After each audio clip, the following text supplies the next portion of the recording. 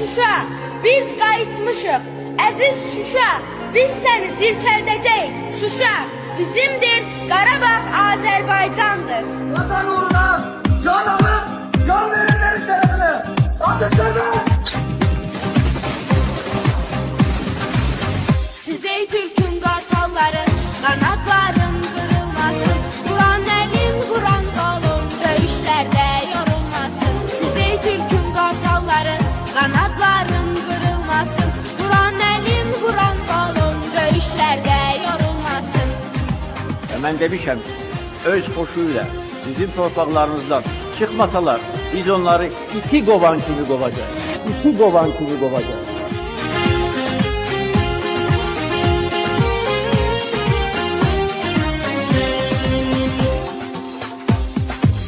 Çıksan yağı savaşına, ürəkli yol, möhkəm dayan.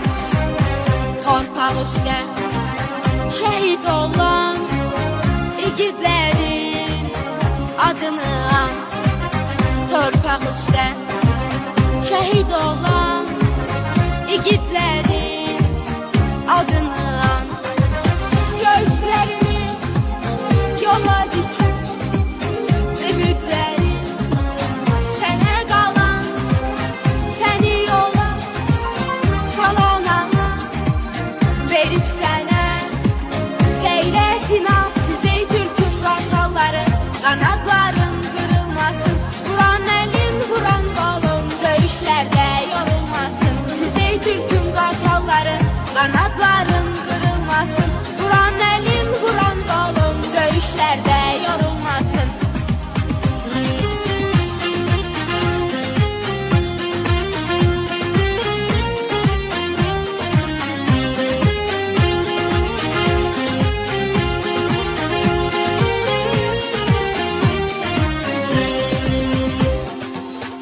Qoru vətən torpağını, qarış-qarış, addım-addım ver canını, haqq yolunda qoy ucalsın.